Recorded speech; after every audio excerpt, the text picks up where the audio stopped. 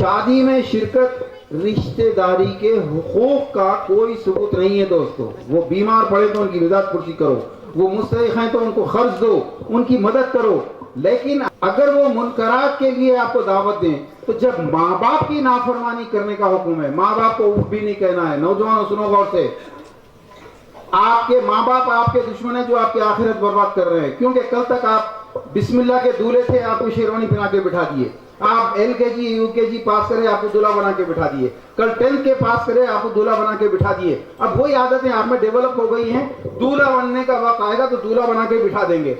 उसमें लड़की वालों से क्या डील किया है आप कहेंगे मालूम नहीं, अब्बा जान लिए पूरे।